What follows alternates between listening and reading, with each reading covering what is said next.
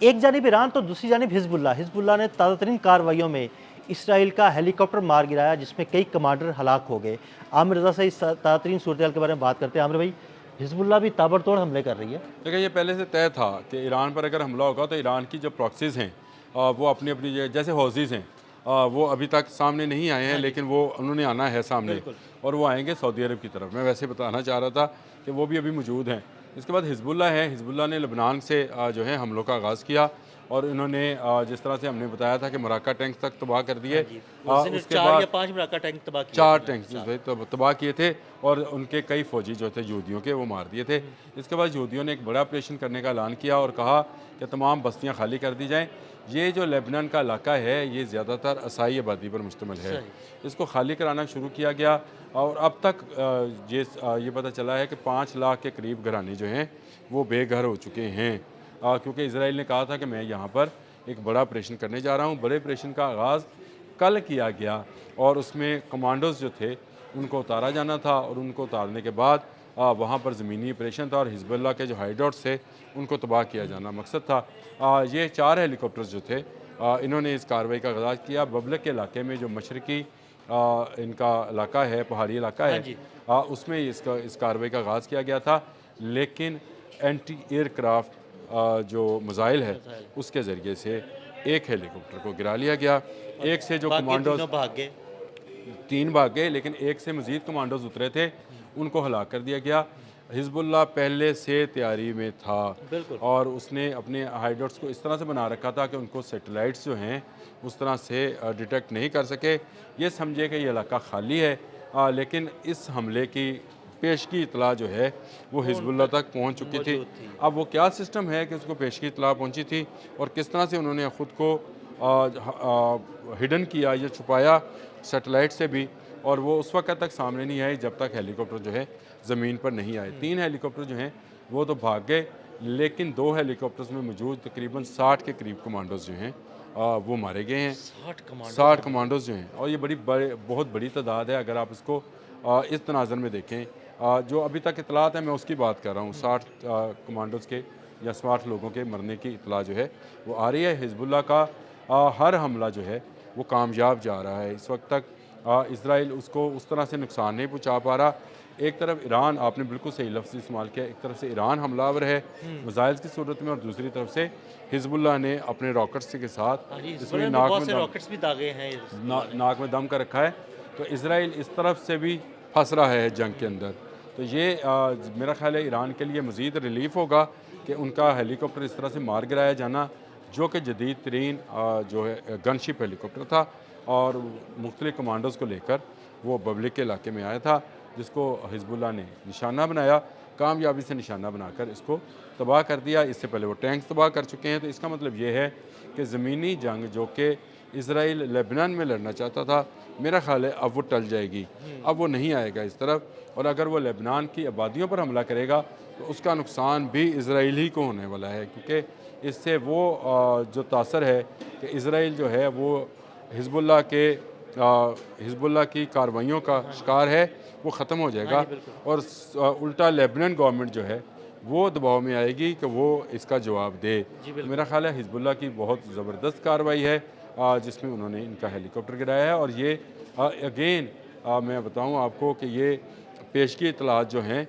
इसका निज़ाम जो ईरान और हिज़्बुल्लाह के पास है, मेरा ख़्याल है वो बहुत ही जदीद है कि उनको इतलात होती हैं, हाँ जी। जबकि उनकी हाइडआउट्स को या उनके बंकर्स को तलाश नहीं किया जा सक रहा है। तो एक लंबे अरसे से हिज़्बुल्लाह भी इस जंग की तैयारी कर रहा था। देखें 25 साल से तो ईरान तैयारी कर रहा है और ईरान की जो प्रॉक्सीज़ हैं जैसे हौज़ीज़ हैं या हिज़्बुल्लाह है, हमास है, वो भी अपनी अपनी तैयारियों में थे।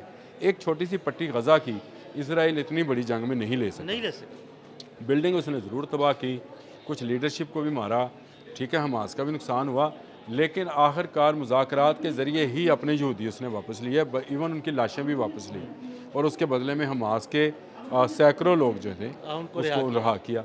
इसी तरह से मैं आपको ये बार बार ये बात कहता हूँ, जंग मसलों का हल नहीं, मुज़ाकरात मसलों का हल है। अब तो खैर पोप लियो ने भी ये कह दिया कि भाई मुज़ाकरात करें, इतनी बड़ी जंग जो है दुनिया अफोर्ड नहीं कर सकती है। बिल्कुल। तो ये पॉप लियो का ये मैंने इसी में चलते चलते ख्याल आ गया कि पॉप लियो जो हैं जो कि रोमन कैथोलिक चर्च के जो को लीड करते हैं, उन्होंने भी इस जंग की मुखालफत कर दी है। और ये सीधा सीधा अमेरिका पर दबाव है क्रिश्चियन कम्युनिटी की तरफ से भी, क्योंकि ये लेबनान के जो इलाके खाली कराए गए, मैंने आपसे हाँ जी, कहा यहाँ पे क्रिश्चियन ये कम्युनिटी क्रिश्चियन कम्युनिटी की यहाँ पर आबादी ज़्यादा है। तो ये पॉप लियो की तरफ से भी आने वाला जो बयान है, ये जाहिर करता है कि ये जो ज्यूइश लॉबी के पीछे लग कर डोनाल्ड ट्रंप ने हमला किया है, इसमें उसको आने वाले वक्त में क्रिश्चियंस की हमायत जो है वो ख़त्म होती नज़र आएगी। देखें जो ममालिक जो हैं कैथोलिक चर्च से वाबस्ता हैं, जैसे फ्रांस है, तो वो इस तरह की अगर पॉप लियो बात कर रहे हैं और कल को वो कहते हैं कि तमाम ईसाई जो हैं इससे पीछे हट जाएँ, तो तमाम कैथोलिक वाले जो हैं वो पीछे हट जाएंगे। इससे अमेरिका मज़ीद कमज़ोर हो सकता है, इसराइल भी मज़ीद कमज़ोर होगा। तो ये वो मामला है जिसको लेकर जो है मैं बयान करना चाह रहा था कि हिज़्बुल्लाह जो है, हाँ, उसने एक बड़ी कामयाबी हासिल की, एक हेलीकॉप्टर तबाह किया, कई कमांडोज़ जो हैं उनके हलाक होने की इतला है। 60 की तो मैंने ऐसे ही बोला था, लेकिन ये था कि इतलात 60 के करीब हैं, लेकिन कितने कमांडोज़ हैं, कितने उसके फौजी हैं, पायलट उनका जो है वो हलाक है।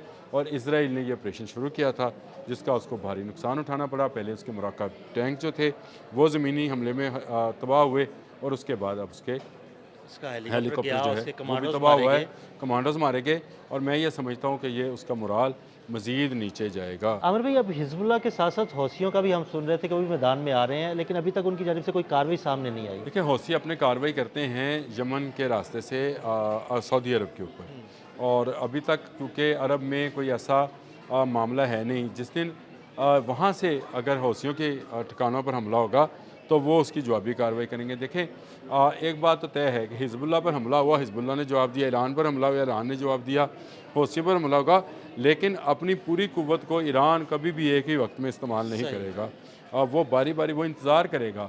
वो कई जगहों पर वो हमले कर रहा है, कई जगहों पर वो इंतज़ार कर रहा है। देखें, आहिस्ता आहिस्ता मिडल ईस्ट के अंदर क्राइसिस बढ़ेगा, पानी का, खुराक का, अद्वियात का।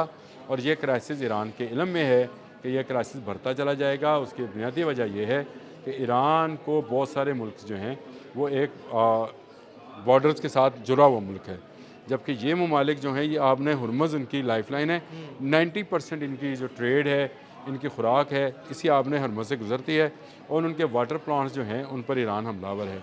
तो अगर ये मामला और आमिर भाई, उनके वाटर प्लांट पर हमलावर है, अगर उनके वाटर प्लांट तबाह कर दिए गए तो वो तो पानी के बिल्कुल पीने का पानी से भी तो मैं कह गए। रहा हूँ कि वो इन पर इस तरह से हमलावर है कि वो इंतज़ार में और मौके के इंतज़ार में रहता है। आपने हौसियों का सवाल किया था, तो मैंने कहा हौसियों को वो उस वक्त इस्तेमाल करेगा जब सऊदी अरब डायरेक्टली ईरान पर हमलावर होने की बात करेगा। अभी तक सऊदी गवर्नमेंट ने हमला कोई ऐसा किया नहीं है। तो अगर सऊदी गवर्नमेंट ने हमला नहीं किया तो उन पर हमला नहीं होगा। लेकिन याद रखिए, अगर सऊदी अरब ने ये हमाकत की तो उसका जवाब हौसी देने आएंगे, और ये जंग मज़ीद फैलती चली जाएगी। पहले ही ये ख़त्े के बहुत सारे ममालिक में फैल गई है। अभी हमने एक व्लॉग किया था जिसमें मैंने बताया कतर, बहरीन, कुवैत, इराक़, कौन सा मुल्क है जिस पे हमला नहीं हुआ। तो ये अगर जंग मज़ीद फैली तो नुकसान इन इत्तेहादियों का होगा जो अमेरिका के साथ मुतहद है। बहुत शुक्रिया आमिर भाई। आमिर भाई ने ताज़ा तरीन सूरत हाल से आपको आगाह किया। अदील अहमद और आमिर रज़ा को इजाज़त दीजिएगा। अल्लाह हाफ़िज़।